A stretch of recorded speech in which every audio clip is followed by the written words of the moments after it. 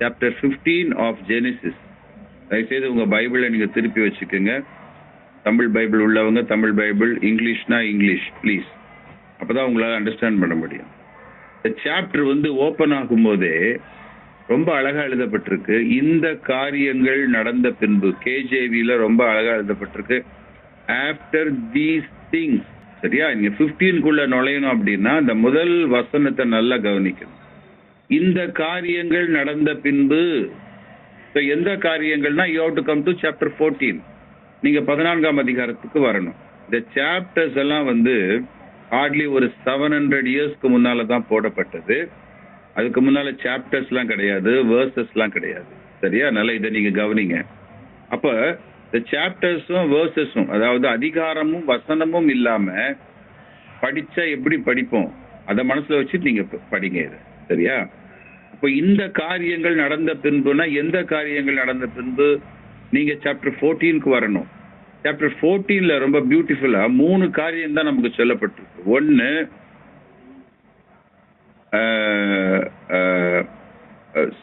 லோத் கடத்தி சிறைபிடிக்கப்படுறார் இல்லையா? லோத்தினுடைய குடும்பம் அந்த சோதோமுடைய ஜனங்களோட பொருட்களோடு சேர்ந்து கொள்ளையடிக்கப்பட்டு விட்டது. யூ கிங்ஸ், ஒரு சில ராஜாக்கள் லோத்தை சிறைப்பிடித்து சென்று விட்டார்கள். நம்பர் 1. நம்பர் 2, சிறை பிடிக்கப்பட்டு போன லோத்துக்கு உண்டானதை மற்றும் அந்த சோதோம் ஜனங்கள் எல்லாரையுமே ஆபிரகாம் யுத்தம் செய்து மீட்டு கொண்டு வருகிறார். This is number 2. நம்பர் 3, ரொம்ப முக்கியமான ஒரு காரியம் என்ன அப்படின்னா, மெல்கிசேதேக்குங்கிற ஒரு ராஜா, அவர் தேவனுடைய ஆசாரியராகவும் இருக்கிறார். இவர் ஆபிரகாமை சந்திக்கிறார். இது 3 தான் ரொம்ப ரொம்ப முக்கியமானது. ஸோ இந்த 3லுமே மையம் எது அப்படின்னா ரிடம்ஷன். ஆபிரகாம் தன்னுடைய சகோதரனை மீட்டு கொண்டு வருவது, லோத்தை மீட்டு கொண்டு வருவது. நீங்க ரொம்ப அழகா போட்டிருக்கோம் அந்த 14th சாப்டர்ல, he brought back லோத் அப்படின்னு போட்டிருக்கோம். I think verse 16. நீங்க 14-16 படிச்சீங்கன்னா ஆதி ஆகமத்துல ஆபிரகாம் லோத்தை திருப்பி கொண்டு வந்தார்னு இருக்கும். திருப்பி கொண்டு வந்தார். கேஜேவியில NIVல he recoveredனு போட்டிருக்கோம். கேஜேவியில he brought backன்னு போட்டிருக்கோம். தமிழ்ல திருப்பி கொண்டு வந்தார். So this is nothing but salvation. To save somebody is called salvation. ஒருவரை விடுவித்து கொண்டு வருவதற்கு பேர் தான் ரிடம்ஷன். சரியா? அப்போ இதுதான் இங்க நடக்குது. இதுதான் நடக்குது. அதை செய்தது ஆபிரகாம்.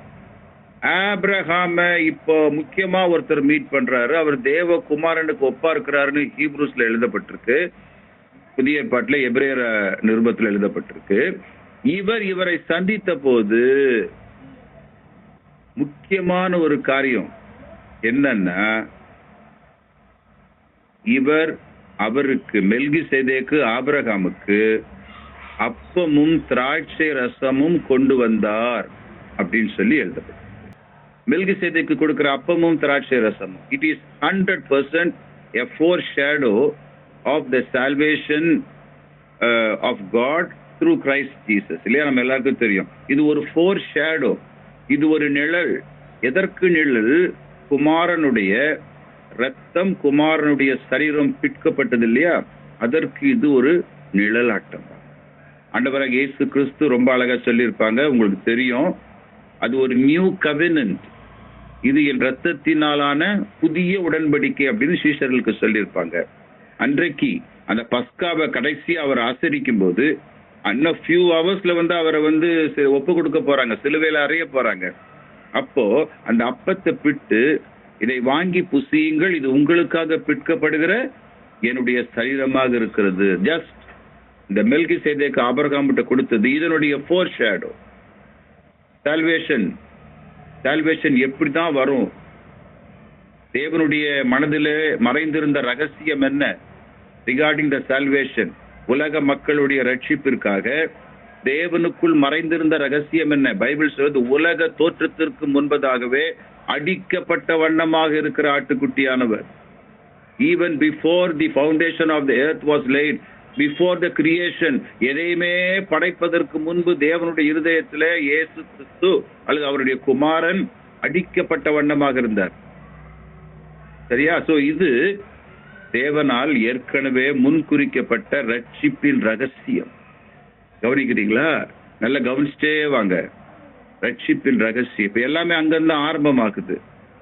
அப்போ இதற்கு நிழலாட்டம், அதாவது சிலுவையிலே கிறிஸ்து மரித்தார், நமக்காக ரத்தம் சிந்தினார், அவருடைய சரீரம் பிற்கப்பட்டது, இதற்கான நிழலாட்டம். அவர் அதுவும் பாருங்க, இன்னைக்கு வரைக்கும் சபை திராட்சை ரசமும் அப்பமும் புசிக்கிறோம் இல்லையா?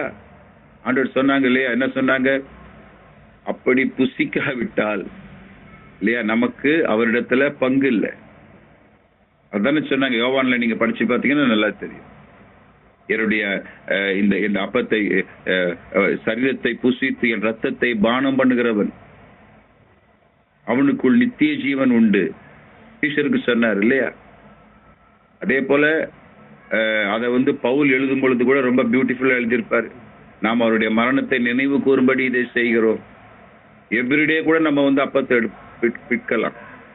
எவ்ரி சர்ச்சஸ்ல இப்பெல்லாம் மாசம் ஒரு முறை தான் வைக்கிறாங்க, மாதம் ஒரு முறை தான் திருவிருந்து கொடுக்கறாங்க. பட் அந்த நாட்கள்ல அது ஒரு எவ்ரிடே ப்ராசஸ். அனுதினமும் அவர்கள் அப்பம் பிட்டார்கள். இயேசு கிறிஸ்துவனுடைய மரணத்தை, அவருடைய சரீரம் பிற்கப்பட்டதை, அவருடைய ரத்தம் சிந்தப்பட்டதை அவங்க நினைவு கூர்ந்தாங்க. ஸோ இன்னைக்கு கிறிஸ்டியானிட்டியினுடைய மையமே, நம்முடைய அஸ்திபாரமே எதுல பேஸா இருக்கு? எதுல நம்முடைய அஸ்திபாரமே எது அப்படின்னா, நாம எந்த சத்தியத்துல நம்ம உருவாக்கப்பட்டிருக்கிறோம் அப்படின்னா, என்னால் செய்ய முடியாததை தேவன் எனக்காக செய்தார். என்ன செய்தார்? அவருடைய ரத்தம் எனக்காய் சிந்தப்பட்டது, அவருடைய சரீரம் எனக்காய் பிற்கப்பட்டது. ஆகவே நான் ரட்சிக்கப்பட்டிருக்கேன். அதை விசுவாசிக்கிற நான், அதை நம்புகிற நான் ரட்சிக்கப்படுகிறேன், நான் நீதிமான் ஆகிறேன். இதான் பேஸ். இப்ப நீங்க தொடர்ந்து படிச்சு பாருங்க, உங்களுக்கு புரியும். அழகா ஆண்டவரும் ஆபிரகாமும் பேசும்போது ரொம்ப அழகா என்ன சொல்றாங்க ஆண்டவர்? I am your shield and your great reward. நானே உனக்கு கேடகமும் மகா பெரிய பலனுமா இருக்கிறேன். பெலனுமா இருக்கிறேன் இல்ல, பலனுமா இருக்கிறேன். பெலன்னா ஸ்ட்ரெங்க், பலன்னா ரிவார்ட். ஸோ இது நமக்கு நல்லா புரிஞ்சுக்கலாம். இது இயேசு கிறிஸ்து அந்த சந்ததியிலே வரப்போகிறதை ஆபிரகாமுக்கு தெரிவிக்கிறார். நீங்க நல்லா இதெல்லாம் ஒருவேளை உங்களுக்கு ஆச்சரியமா இருக்கலாம். ஆபிரகாமுக்கு என்ன தெரியும்? ஆபிரகாமுக்கு ஒண்ணுமே தெரியாது. திடீர்னு எப்படி நான் ஐ எம் யுவர் கிரேட் ரிவார்ட்னு சொல்ல முடியும் அப்படின்னு நம்ம நினைச்சோம்னா நம்ம தப்பு பண்றோம்னு அர்த்தம். ஆபிரகாமுக்கு நல்லா தெரியும் தேவன் நீதி உள்ள நியாயாதிபதின்னு சொல்லி. நீங்க ஆபிரகாமும் தேவனும் பேசும்போது நல்லா கவனிச்சுட்டே வந்தீங்கன்னா, ஆபிரகாம் சொல்லுவார் தெரியுமா? சர்வலோக நியாயாதிபதி, சர்வலோக நியாயாதிபதி. Abraham knows that God is a righteous judge. அதே போல ஆபிரகாமுக்கு தேவன் இரட்சகர் என்பது தெரியும். அந்த இரட்சகர் மனிதனாக வருவார் என்பதும் தெரியும். குறிப்பாக தம்முடைய சந்ததியிலே வருவார் என்று தெரியும். நல்லா கவனிச்சுட்டு வாங்க. இஃப் யூ ரீட் சாப்டர் 12:3, ஆதியாகமம் 12ஆம் அதிகாரம் 3ஆம் வசனத்தை நீங்க படிச்சீங்கன்னா அங்க ரொம்ப அழகா எழுதப்பட்டிருக்கும். நான் இங்கிலீஷ்ல ரொம்ப பியூட்டிஃபுல்லா எழுதப்பட்டேன், நான் வாசிக்கிற பாருங்க. All families of the earth shall be blessed in you. பூமியில், தமிழ்ல பூமியில் உள்ள சகல வம்சங்களும் உனக்குள் ஆசீர்வதிக்கப்படும். அது என்ன வேர்டு? அது எப்படிப்பட்ட வார்த்தை? இது ஆபிரகாமுக்கு புரிஞ்சிருக்குமா, புரிஞ்சிருக்காதா? Abraham knows everything. ஆபிரகாமுக்கு எல்லாமே தெரியும். அவரை கர்த்தர் அழைத்த பொழுது ஆண்டவர் அவருக்கு கொடுத்த வார்த்தை என்னன்னா, உனக்குள், உனக்குள், இன் யூ, உனக்குள் பூமியில் உள்ள சகல வம்சங்களும் ஆசீர்வதிக்கப்படும். everyone will be blessed. Every family in this earth will be blessed in you.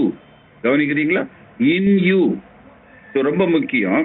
அப்போ he knows everything about salvation. சரியா? ஏன்னா பூமியில் உள்ள எல்லா வம்சங்களும் அவருக்குள்ள ஆசீர்வதிக்கப்படும் அப்படின்னா வெரி சிம்பிள். மேசியா என்னும் ரட்சகர் அவருடைய சந்ததியில தான் வரப்போகுது. சரியா? இப்ப நல்லா கவனிங்க, நான் ஒரு வசனத்தை கனெக்ட் பண்றேன். நான் லாஸ்ட் வீக் எடுத்தேன், அதை திரும்ப உங்க ஞாபகத்துக்கு எடுக்கிறேன். ஜீசஸ் ஸ்பீக்ஸ் இன் ஜான் 8:56. யோவான் 8:56ல இயேசு ஒரு அழகான வார்த்தையை யூதர்களுக்கு சொல்றார். என்ன சொல்றாருன்னா, ஆபிரகாம் என் நாளைக்கான ஆசையாய் இருந்தான், ஆபிரகாம் என் நாளைக்கான ஆசையாய் இருந்தான், கண்டு களி கூர்ந்தான். நான் அதை இங்கிலீஷ்ல படிக்கிறேன் பாருங்க. என்ன இதுல ரொம்ப பியூட்டிஃபுல்லா போட்டிருக்கேன். Abraham rejoiced at the thought of seeing my day. கவனிக்கிறீங்களா? ஆபிரகாம் ரிஜாய்ஸ்ட், எதுல rejoiced? At the thought of seeing my day. இந்த ரட்சகர் உலகத்துக்கு வரப்போகிறார் அந்த நாளை நினைத்த பொழுது ஆபிரகாமுக்குள்ள மகிழ்ச்சி வந்துச்சு. ரிஜாய்ஸ், களி கூர்ந்தார். அதான் தமிழ்ல சிம்பிளா போட்டிருக்காங்க. ஆபிரகாம் என் நாளைக்கான ஆசையா இருந்தான். பட் சரியான அர்த்தம் அது இல்லை. அந்த வெரி தாட் இருக்கு பாருங்க, அந்த வெரி தாட் ஆஃப் ஆபிரகாம். ஓ இயேசு இந்த அதாவது தேவனுடைய குமாரன் இந்த உலகத்திற்கு மனுஷனாய் வரப்போகிறார் அப்படிங்கிற அந்த காரியம் அவருக்கு வெளிப்படுத்தப்பட்ட போது அந்த தாட் அவருக்கு, அந்த அந்த சிந்தையே, அந்த யோசனையே ஆபிரகாமுக்குள்ள அவ்வளவு பெரிய ஒரு மகிழ்ச்சியை கொண்டு வந்துச்சு. அப்போ ஜீசஸ் சொல்ற அந்த 8:56 எங்க நடந்தது அப்படின்னா, இன் சாப்டர் 15 ஆஃப் ஜெனிசிஸ். கவனிக்கிறீங்களா? அங்கதான் இயேசு சொல்றாரு, ஐ ஆம் யுவர் எக்ஸீடிங் ரிவார்ட். நான் தான் உனக்கு பெரிய வெகுமதி, நான் தான் உனக்கு பெரிய பலன். சரியா? இப்படிதான் அது ஸ்டார்ட் ஆகுது. அதன் பின்பு I want to tell you another thing. இன்னொரு முக்கியமான விஷயம் சொல்ல பாருங்க. இது யூதர் எல்லாருக்குமே தெரியும். இயேசு கிறிஸ்து பிறந்த பொழுது, அதாவது அவர் அவங்க தாயுடைய வயிற்றுல இருக்கும்போது மரியாள் ப்ராஃபஸியா பேசுறாங்க. அவங்க ப்ராஃபட்டிக்கலா பேசும்போது, எலிசபெத் கிட்ட போய் ப்ராஃபட்டிக்கலா பேசும்போது அங்க என்ன சொல்றாங்கன்னா, அவர் ஆபிரகாமுக்கு செய்த அந்த வாக்கு தத்தத்தை நினைவு கூர்ந்தாருங்கிற. அதை விட ஒரு பியூட்டி என்ன தெரியுமா? நீங்க லூக் சாப்டர் 1, நீங்க லூக் சாப்டர் 1 படிச்சாலே இதெல்லாம் தெரியும். லூக்கா 1ஆம் அதிகாரத்துல 73, 74, 75 நீங்க படிச்சீங்க அப்படின்னு, நமக்கு இப்ப படிக்க நேரம் இல்லை, படிச்சீங்கன்னா அங்க சகரியா, இதெல்லாம் இயேசு கிறிஸ்து பிறக்கிற நேரத்துல சொல்லப்பட்ட வார்த்தை. யோவான் ஸ்நானன் பிறந்தாச்சு, அடுத்த 6 மாசத்துல ஜீசஸ் கிரைஸ்ட் பிறக்க போறாங்க. அந்த நேரத்துல ப்ராஃபட்டிக்கலா சொல்லப்பட்ட வார்த்தைகள் என்ன தெரியுமா சொல்றாங்க? அவங்க ரொம்ப அழகா எழுதப்பட்டிருக்கோம். நம்முடைய முற்பிதாவாகிய ஆபிரகாமுக்கு அவர் இட்ட ஆணையின்படியே ரட்சகர் நம்முடைய சந்ததியிலே தோன்றும்படி செய்தார். நீங்க அதெல்லாம் அழகா உட்கார்ந்து பொறுமையா படிச்சு பாருங்க. அப்போ இதெல்லாம் ரட்சகர் வர போறாரு, ஆபிரகாமுடைய சந்ததியில வரப்போகிறாரு, ஆபிரகாமுக்கு தெரியும். இதை வச்சுதான் நீங்க அந்த சாப்டர் 15 படிக்கணும். சரியா? இப்ப ஜீசஸும் அவரு ஜீசஸ் நம்ம சொல்ல முடியாது. தேவகுமாரன் உலகத்துக்கு வந்த பிறகுதான் அவருக்கு வைத்த பெயர் ஜீசஸ். பட் சிம்பிளா நம்ம சொல்லலாம். ஃபேக்ட், உண்மை என்னன்னா, the son God or the son of the living God. சரியா? son of the living God. இப்போ தேவனுடைய குமாரன் யார்கிட்ட பேசுறார் அப்படின்னா, ஆபிரகாமிட்ட பேசுறார். நல்லா கவனிச்சுட்டே வாங்க. அவர் பேசும்போது நானே அந்த ரிவார்டுன்னு சொல்றேன். ஐ ஆம் த கிரேட்டஸ்ட். இதான் நம்ம போன வாரம் தியானம் பண்ணோம். ஜஸ்ட் உங்களுக்கு திரும்ப ரிமைண்ட் பண்றேன். ரெக்கார்ட் பண்ணணும்னு விரும்புறவங்க நீங்க ரெக்கார்ட் பண்ணிக்கலாம். ஓகே, இப்போ அவங்க 2 பேரும் பேசுற சம்பாஷணையை கவனிச்சுட்டே வாங்க. இப்போ ஆபிரகாம் என்ன கேட்கிறாரு? கரெக்டான கேள்விதான் கேட்கிறாரு அவரு. ரைட், அந்த ப்ராமிஸ் சரிதான். ஆனால் எனக்கு சந்ததி இல்லையே. லிட்ரலா என் மனைவிக்கு பிள்ளைகள் இல்லையே. சரியா? எனக்கு அந்த சந்ததி இல்லையே. அதனால லீகல் ஹேர், ஒருவேளை என் சந்ததி என்கிட்ட இருக்கிறதான அந்த உத்தமமான உண்மையுள்ள வேலைக்காரன் சொல்றதை விட, வேலைக்காரன் தான், ஆனா என் வீட்டில் பிறந்த பிள்ளைன்னு சொல்ற ஆபிரகாம். சரியா? எலியேசரை பற்றி நம்ம நிறைய பேசலாம், இன்னைக்கு டைம் இல்லை. அப்பதான் ஆண்டவர் சொல்றாங்க, இல்ல இல்ல உன் கற்ப பிறப்பு வாக்குத்தத்தத்துக்கு உரியவன் அப்படின்னு சொல்லிட்டு ஆண்டவர் செய்யறது என்னன்னா, அவரை வானத்து நட்சத்திரங்களை பார்க்கும்படி செய்கிறார். ரொம்ப முக்கியம். நான் உங்களுக்கு ஏற்கனவே சொல்லியிருந்தேன் போன கிளாஸ்ல. வானத்து நட்சத்திரங்களை பார்க்க சொல்வதற்கு காரணமே, இந்த வானத்து நட்சத்திரங்கள் என்னும் ஆபிரகாமுடைய சந்ததி it does not always refer to the Israelites. நட்சத்திரங்கள் அப்படின்னாலே மீட்கப்பட்டவர்கள், righteous people of God. அது ஜீசஸே சொல்லியிருக்கிறாங்க. நான் எப்போ உங்களுக்கு சொன்ன, திரும்ப சொல்றேன். மத்தேயு 13:43 stars in the sky means the righteous people. Okay, விசுவாசத்தினால் நீதிமான்களாக்கப்பட்டவர்கள். இப்ப ஸ்டார்ஸ், இப்போ அதுக்கு தான் நான் உங்களுக்கு ஏற்கனவே ஒரு முறை சொல்லியிருந்தேன். நீங்க ஜெனிசிஸ் 13ஆம் அதிகாரத்துல ஆபிரகாமும் லோத்துவும் பிரிந்து போகும்போது நடக்கிற ஒரு சம்பவம் என்ன தெரியுமா? ஆண்டவர் பூமியின் தூளை போல உன் சந்ததியை பெருக பண்ணுவேன்னு சொல்றாங்க. பூமியின் தூள்னா டஸ்ட் ஆஃப் தி எர்த். இது பை ஃபிளஷ். ஆனா இந்த 15ஆம் அதிகாரத்துக்கு வரும்போது when the son of God speaks to Abraham, இங்க he speaks about the stars of the sky. அவர் நட்சத்திரங்களை குறித்து பேசிக் கொண்டிருக்கிறார். நட்சத்திரங்கள்னாலே நீதிமான்கள் அர்த்தம், ரைச்சியஸ் பீப்புள் அப்படின்னு அர்த்தம். நல்லா கவனிக்கிறீங்களா? இதெல்லாம் ரொம்ப முக்கியமானது. இத யார் பிக் பண்றா அப்படின்னா, புதிய ஏற்பாட்டுல பீட்டர் எடுக்கல, அத ஜான் எடுக்கல, பட் பால் எடுக்கிறார். பால் இந்த 15வது அதிகாரத்துல உள்ள இந்த சம்பாஷணையை எடுக்கிறார், இந்த நட்சத்திரங்களை எடுக்கிறாரு, இந்த நீதிமான் ஆக்கப்படுவதை எடுக்கிறாரு. எடுத்து தான் கலாத்தியர் 3ஆம் அதிகாரத்துல ரொம்ப அழகா சொல்றாரு. என்ன சொல்றாரு? ஆபிரகாம் தேவனை விசுவாசித்தார், அது அவருக்கு நீதியாக எண்ணப்பட்டது. கலாத்தியர் 3ஆம் அதிகாரத்துல பவுல் இந்த வானத்து நட்சத்திரங்களை ஆபிரகாம் பார்த்த சம்பவத்தை திரும்ப ரீரைட் பண்றார், திரும்ப கொண்டு வர்றாரு. ஏன்னா அங்கத்தான் எழுதப்பட்டிருக்கு, ஆபிரகாம் கர்த்தரை விசுவாசித்தான், அதை அவர் அவனுக்கு நீதியாக எண்ணினார். நான் மீண்டும் சொல்றேன், இதை எழுதுனது ஆண்டவர் சொல்லல, இத ஆபிரகாம் சொல்லல, பட் எழுதுகிற மோசே அதை பற்றி எழுதுற. இத பால் ரீரைட், பவுல் எடுத்து திரும்ப கலாத்தியர்ல எழுதுறாரு. அப்ப எழுதும் போது என்ன மனசுல வச்சுட்டு எழுதுறாரு? தேவனை விசுவாசித்த ஆபிரகாம், தேவன் அதை அவருக்கு நீதியாக எண்ணினார்னு சொல்லிட்டு அடுத்ததாகவே இமிடியேட்டா என்ன சொல்றாரு அப்படின்னா, he says, வாசிங்க கலாத்தியர் 3:7-8 படிங்களா யாராவது ஒருத்தர் ப்ளீஸ். ஆகையால் விசுவாச மார்க்கத்தார்கள் எவர்களோ அவர்களே இல்ல ரொம்ப ஸ்லோவா படிக்கணும், ஏன்னா இது எல்லாருக்கும் புரியணும். ஆகையால் விசுவாச மார்க்கத்தார் எவர்களோ அவர்களே ஆபிரகாமின் பிள்ளைகள் என்று அறிவீர்களாக. Note the point. ரொம்ப ரொம்ப முக்கியம், ரொம்ப ரொம்ப முக்கியம். ஆண்டவர் நட்சத்திரங்களை காட்டும் போது ஆபிரகாம் அதை விசுவாசித்தார், அதை அவருக்கு நீதியாக எண்ணினார்ன்றதை எழுதிட்டு அடுத்த வசனமே சொல்றாரு, இதை மையமா வச்சு சொல்றாரு. சோ விசுவாச மார்க்கத்தார் எவர்களோ அவர்களே ஆபிரகாமின் பிள்ளைகள் என்று அறிவீர்களாக. அடுத்தது, மேலும் தேவன் விசுவாசத்தினாலே புறஜாதிகளை நீதிமான்களாக்குகிறார் என்று வேதம் முன்னதாக கண்டு உனக்குள் சகல ஜாதிகளும் ஆசீர்வதிக்கப்படும் என்று ஆபிரகாமுக்கு சுவிசேஷமாய் முன்னறிவித்தது. போதும் பாருங்க, எவ்வளவு பியூட்டிஃபுல்லா அதை இன்டர்பிரட் பண்றாரு பாருங்க பவுல். இங்க எழுதப்படுறதே புறஜாதியார், கவனிக்கிறீங்களா? இது மாம்சத்தின்படி பிறந்த பிள்ளைகளை பற்றி இங்க எழுதப்படவே இல்லை. கவனிச்சு வரீங்களா? அவங்களும் இருக்கலாம், பை ஃபெய்த் தான், அவங்களும் இருக்கலாம். ஆனா அவங்களுக்கும் இயேசு மேல உள்ள விசுவாசம் தான் நட்சத்திரங்களா மாற்றும். ஆபிரகாமின் பிள்ளைகளா எப்படி மாறுவாங்க? யூதர்களும் ஒன்லி பை ஃபெய்த். யூதர்களுக்கும் விசுவாசம் தான், யூதர் அல்லாத நமக்கும் அந்த விசுவாசம் தான். இதுதான் ரொம்ப முக்கியம். சோ இங்கத்தான் நீதிமான்ங்கிற வார்த்தை வருது.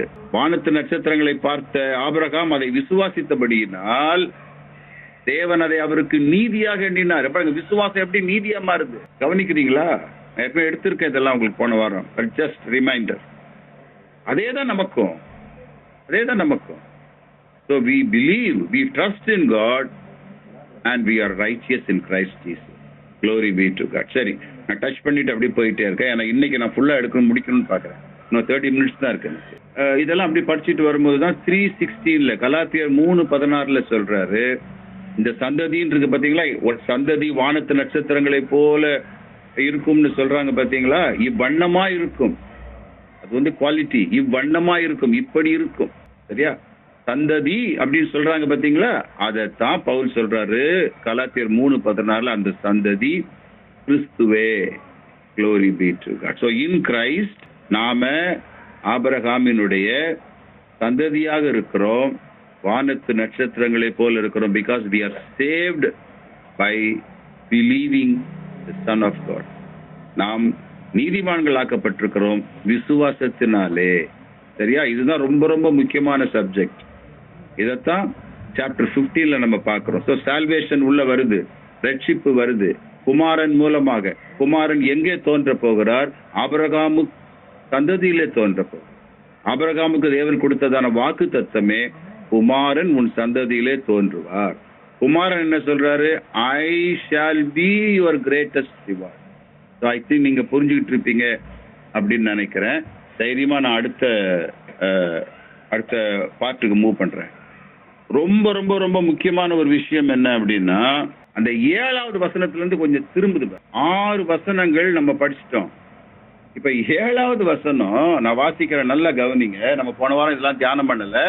இப்ப நல்லா கவனிச்சுட்டு வாங்க. 7ஆம் வசனம் சொல்லுது, பின்னும் அவர் அவனை நோக்கி, இந்த தேசத்தை உனக்கு சுதந்திரமாக கொடுக்கும் பொருட்டு உன்னை ஊர் என்கிற கல்தேயருடைய பட்டணத்திலிருந்து அழைத்து வந்த கர்த்தர் நானே என்றார். இப்போ லேண்ட பத்தி பேசுறார். இது வரைக்கும் ரிவார்ட் பத்தி பேசினாரு, சந்ததியை பத்தி பேசினாரு, நட்சத்திரங்களை போல உன் சந்ததி இருக்குன்னு சொன்னாரு. இப்போ he speaks about the land, the promised land பத்தி பேசுறார். ரொம்ப ரொம்ப முக்கியம், நல்லா கவனிச்சுட்டு வாங்க. இதுல நிறைய ரொம்ப ஆழமான காரியம் அடங்கி இருக்கு. ஆபிரகாமுக்கு என்ன சொன்னாரு, தெளிவா என்ன சொன்னார்ன்றதை நீங்க புரிஞ்சுக்கலாம். இப்ப ஆண்டவர் என்ன சொல்றாங்க, லேண்டை பத்தி பேச ஆரம்பிக்கிறாங்க. அப்ப கூட சொல்றாங்க, நான் தான்ப்பா உன்னை கூட்டிட்டு வந்தேன்னு சொல்றாங்க. நான் ஏற்கனவே உங்களுக்கு சொல்லியிருந்தேன், அந்த டிஃபரன்சியேஷன் ஆஃப் வாய்ஸ். சரியா? ஸோ நவ் இப்ப பேசுறது குமாரன் பேசிட்டு. இப்பதான் அவர் வந்து கேட்கிறாரு, ஆபிரகாம் கேட்கிறாரு, நான் எதினால் எனக்கு ஏதாவது அடையாளம் இருக்கா அப்படின்னு சொல்லி, எதனால நான் இதை வந்து அறிந்து கொள்வேன்னு சொல்லும் போது, God wants to make a covenant. இப்பதான் ஆபிரகாமோடு ஒரு உடன்படிக்கை செய்ய விரும்புறார். நல்லா கவனிச்சுட்டு வாங்க பிரதர்ஸ், நல்லா கவனிச்சுட்டு வாங்க. கிட்டத்தட்ட ஒரு 5 பொருளை கொண்டு வர சொல்றாங்க இல்லையா? ஒரு 3 வயது கிடாரி, 3 வயது வெள்ளாடு, 3 வயது ஆட்டுக்கடா, ஒரு காட்டுப்புறா, ஒரு புறா குஞ்சு. சரியா? இதெல்லாம் நீ கொண்டு வந்து பலி செலுத்தணும் அப்படின்னு சொல்லி சொல்றாங்க. இப்பதான் நீங்க நல்லா கவனிக்கிறோம். ஆபிரகாம் அப்படியே பலி செலுத்துறார். ஆனா நடந்தது என்ன அப்படின்னா, அக்கினி வந்து அந்த பலியை பட்சிக்கல. அந்த சாக்ரிஃபைஸ் வந்து கன்சியூம் ஆகல. பொதுவா ஒரு சாக்ரிஃபைஸ் பண்ணா அது உடனே தேவன் அதை அங்கீகரிப்பார். ஃபயர் வந்து என்ன பண்ணணும்னா அந்த சாக்ரிஃபைஸை கன்சியூம் பண்ணிடும். நீங்க பைபிள்ல படிச்சீங்கன்னா உங்களுக்கு தெரியும். ஒரு சின்ன எக்ஸாம்பிள் சொல்றேன். எலியா சாக்ரிஃபைஸ் பண்ண போது என்ன பண்ணுச்சு? அக்கினி இறங்கி அந்த பலியெல்லாம் பட்சித்து தண்ணியை கூட நக்கி போட்டதுன்னு போட்டிருக்கோம். எல்லா பலிகளும் அப்படிதான். நீங்க படிச்சு பார்த்தீங்கன்னா உங்களுக்கு தெரியும். ஈவன் சாலமோன் செய்த பலியா இருக்கட்டும், தாவீது செய்த பலியா இருக்கட்டும், மோசே செய்த பலியா இருக்கட்டும், ஒரு ஃபயர் வந்து ஹெவன்ல இருந்து ஒரு ஃபயர் வந்து அந்த பலியை கன்சியூம் பண்ணிடும். ஆனா இங்க ஃபயர் வரல, அது கன்சியூம் ஆகல. நேரம் ஆயிட்டே இருக்கு, இருட்ட ஆரம்பிக்குது, இருட்டிடுச்சு. இன்ஃபேக்ட் ஃபுல்லுமே இருட்டிடுச்சு. இப்போ வந்து அந்த பலியை வந்து அந்த ஃபயர் பட்சிக்கல அப்படின்ன உடனே பறவைகள் வந்து இறங்குது. ஒரு கழுகுகளா இருக்கலாம், ஏதோ ஒண்ணு பிணத்தை சாப்பிடக்கூடியவைகள். சரியா? கார்னிவோரஸ் வந்து இறங்குது. ஆபிரகாம் அதெல்லாம் வந்து துரத்துறாரு. ஆனாலும் வந்து பலி வந்து கன்சியூம் ஆகல, பலி வந்து அங்கீகரிக்கப்படலை, பலியை வந்து நெருப்பு இறங்கல. அந்த ஃபயர் வந்து கன்சியூம் ஆகுறது லேட் ஆகுது. அந்த பலியை வந்து அவர் வந்து அங்கீகரிக்கல. சரியா? அது வரைக்கும் அங்கீகரிக்கல. இதுக்கிடையில ஆபிரகாம வந்து கார் இருள் வந்து மூடுது, திகில் மூடுது. நல்லா கவனிங்க. இந்த திகிலும் காரிலும் ஆபிரகாமை மூடினதுக்கு என்ன ரீசன், என்ன காரணம்? அவர் ஏன் தூங்குனாரு? தூங்கும் போது ஏன் கார் இருளையும் திகிலும் அவரை மூடுது? ஸோ என்னுடைய கணிப்பு என்னன்னா, நான் நினைக்கிறது என்ன அப்படின்னா, இந்த இந்த பலிகள் வந்து பூரணப்படுத்தாதுன்னு நமக்கு எபிரேயர்ல படிக்கிறோம் இல்லையா? ஆட்டுக்கடாவாகட்டும், வெள்ளாட்டுக்கடாவாகட்டும், அல்லது ஹைஃபர் அதனுடைய பலியாகட்டும், எதுவுமே வந்து நிழலாட்டம் தான். கிறிஸ்துவுக்கு நிழலாட்டம் தான். இது பூரணப்படுத்தாது. இப்போ அதை பலி செலுத்திட்டாரு, ஃபயர் வந்து அக்செப்ட் பண்ணல. இப்ப அவருக்குள்ள ஒரு நித்திரை வருது, அயர்ந்த நித்திரை வருது. இந்த நித்திரையில இருக்கும்போது கார் இருளும் திகிலும் அவரை மூடுது. Exactly what happened with Jesus Christ. இயேசு கிறிஸ்து கெத்செமனே தோட்டத்துல ஜெபிக்க துவங்கின போதே அவருக்குள்ள திகில் வந்ததுன்னு பைபிள்ல எழுது. அவர் திகில் அடைய தொடங்கினார் அப்படின்னு சொல்லி லூக்கா எழுதுறார். ஸோ அதே போல அவர் வந்து சிலுவையில அறையப்பட்டிருந்த போது கிட்டத்தட்ட வந்து அந்த 6ஆம் மணி நேரம் முதல் 9ஆம் மணி நேரம் வரைக்கும் கார் இருள் தான் மூடிட்டு இருந்துச்சு. ஸோ நான் என்ன நினைக்கிறேன் அப்படின்னா, ஒருவேளை ஆபிரகாமுக்கு அந்த சால்வேஷன் ப்ராசஸ தேவன் ஒரு தரிசனத்துல காண்பித்திருக்கலாம். அந்த சால்வேஷன் எப்படி வரப்போகுது உலக மக்களுக்கு, எப்படி குமாரன் வந்து அடிக்கப்பட போறாரு, எப்படி அவர் ஆத்மாவை மரணத்துல ஊற்ற போறாரு, இத வந்து தேவன் ஆபிரகாமுக்கு காண்பித்திருக்கலாம் அப்படின்ட்டு நான் நினைக்கிறேன். ஏன் அப்படி நான் நினைக்கிறேன் அப்படின்னா, அதன் பின்பு தான் பாத்தீங்க காரில் வந்துச்சு, திகில் மூடிச்சுன்னா எழுதப்பட்டிருக்கோம். கவனிக்கிறீங்களா? அந்த நேரத்துல தேவன் அவரோடு கூட அந்த அந்த அதுக்கு ஜஸ்ட் கொஞ்சம் முன்னாடி வந்து ஆண்டவர் பேசியிருப்பாங்க பாருங்க. உன் சந்ததியார் தங்களுடைய தள்ளாத அந்நிய தேசத்திலே பரதேசிகளா இருந்து, நல்லா கவனிச்சுட்டு வாங்க.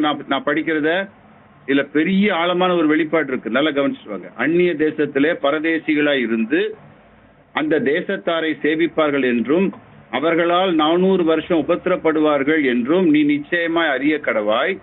இவர்கள் சேவிக்கும் ஜாதிகளை நான் நியாயம் தீர்ப்பேன். பின்பு மிகுந்த பொருளுடனே புறப்பட்டு வருவார்கள்.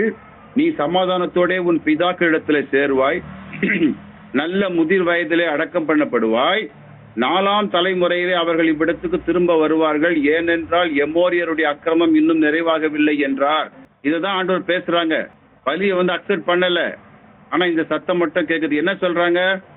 எப்பா உன் பிள்ளைகள் வந்து அடிமைகளா போயிருவாங்கப்பா, 400 வருஷம் போய் அங்க வேற ஒருத்தங்களை சேவிப்பாங்க. நீ நல்ல முதிர் வயதுல அடக்கம் பண்ணப்படுவ. பின்பு நான் உங்க ஜனங்களை உன் பிள்ளைகளை நான் கொண்டு வருவேன். அப்படி கொண்டு வரும்போது எமோரியருடைய அக்கிரமம் நிறைவாயிருக்கும். ஸோ அதனால அவங்க வந்து இந்த ஊருக்கு இந்த தேசத்துக்கு வருவாங்கன்னு சொல்லியிருக்கிறாங்க. இவ்வளவுதான் சொல்றாங்க. ஆனால் இந்த தேசத்தை சுதந்திரிப்பதை பற்றி இங்க இல்ல. சரியா? நல்லா கவனிச்சவாங்க. எப்ப முழுசும் சுதந்திரமாகுதுன்னு நான் சொல்றேன். இப்போதைக்கு ஆண்டவர் என்ன சொல்றாங்கன்னா, உங்க பிள்ளைங்க வருவாங்க, 4ஆம் தலைமுறையிலே அவர்கள் இவ்விடத்துக்கு திரும்ப வருவார்கள். ஏனென்றால் எமோரியருடைய அக்கிரமம் இன்னும் இவங்க அக்கிரமம் நிறைவாகும் பொழுது நான் அவங்கள கூட்டிட்டு வருவேன் அப்படின்னு ஆண்டவர் சொல்றாங்க. சரியா? இப்ப பாருங்க, பியூட்டிஃபுல்லா ஒண்ணு நடக்குது.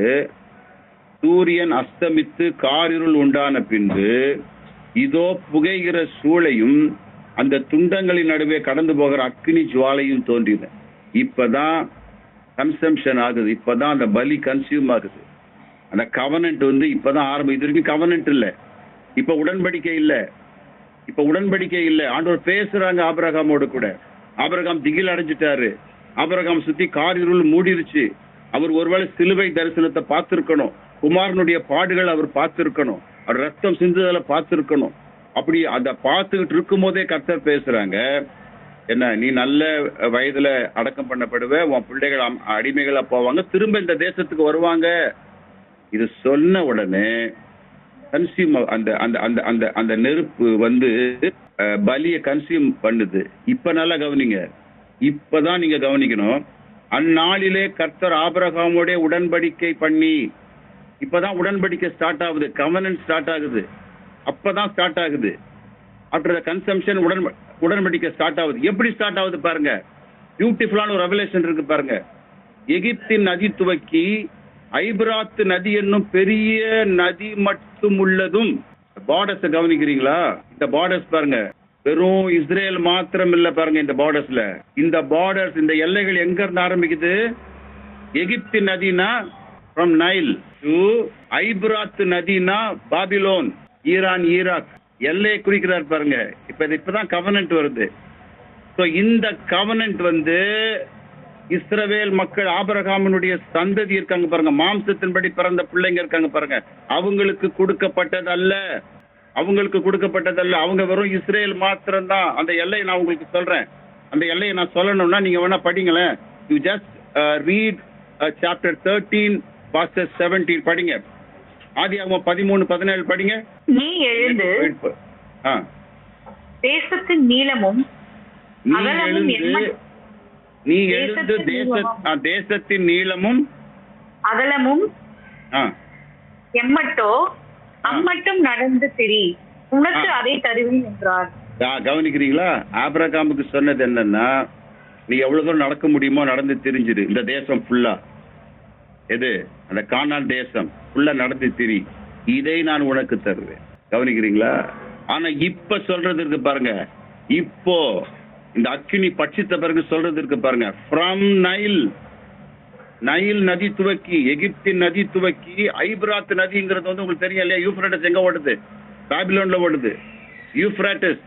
யூப்ரட்டிஸ் நதி என்னும் பெரிய நதி மட்டும் உள்ளதும், கேனியரும் கெனிசியரும் கத்மோனியரும் ஏத்தியரும் பெர்சியரும் ரெப்பாயிமரும் எமோரியரும் கானானியரும் கிர்காசியரும் எபூசியரும் என்பவர் இருக்கிறதுமான இந்த தேசத்தை உன் சந்ததிக்கு கொடுத்தேன்னு சொல்றாரு. இதுதான் கிரைஸ்டுடைய ரூல்ல 1000 வருஷம் அரசாட்சியில அவர் தலைமை இடமாக வைத்து ஆட்சி செய்ய போகிறதான இடம் தான் இந்த பவுண்டரி. கவனிக்கிறீங்களா? 1000 years ரெயினை பற்றி எழுதப்பட்டிருக்கு. 1000 வருஷ அரசாட்சியில மேசியா அந்த இஸ்ரவேல் தேசத்தை தலைநகரமாக வைத்து தலைமை ஸ்தலமாக வைத்து உலகம் முழுவதையுமே ஆள போறார். நமக்கு தெரியும், ப்ராஃபட்டிக்கல் புக்லயும் இருக்கு, வெளிப்படுத்தின விசேஷத்துல இருக்கு. இப்ப நம்ம அதை பத்தி எடுத்து நமக்கு தியானிக்க நேரம் இல்லை.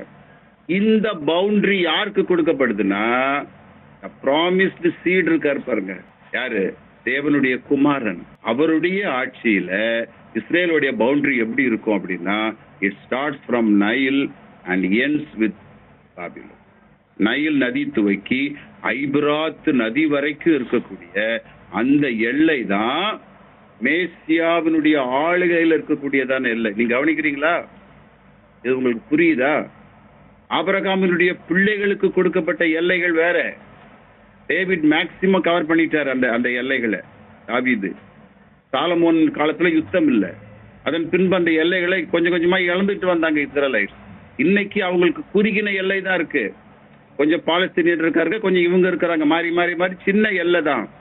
பட் மேசியாவினுடைய ஆளுகை 1000 வருஷ அரசாட்சியில அவங்க கேட்கறாங்க பாருங்க, இக்கால சீஷர்கள் வந்து இயேசு பரலோகத்தை எடுத்துக் கொள்ளப்பட்ட போது என்ன கேட்கறாங்க? இக்காலத்திலா ராஜ்யத்தை இஸ்ரவேலுக்கு கொடுப்பீர்னு கேட்கறாங்க பாத்தீங்களா? அந்த ராஜ்யம், தட் கிங்டம், குமாரனுடைய ராஜ்யம், இந்த பூமியில 1000 வருஷம் அரசாள போறார் இல்லையா, அங்கே அந்த இஸ்ரவேலை தலைநகரமாக கொண்டு ஆளும் பொழுது, அதான் ப்ராமிஸ், சீடுக்கு கொடுக்கப்பட்ட ப்ராமிஸ், சந்ததிக்கு கொடுக்கப்பட்டதான ஆளுகை.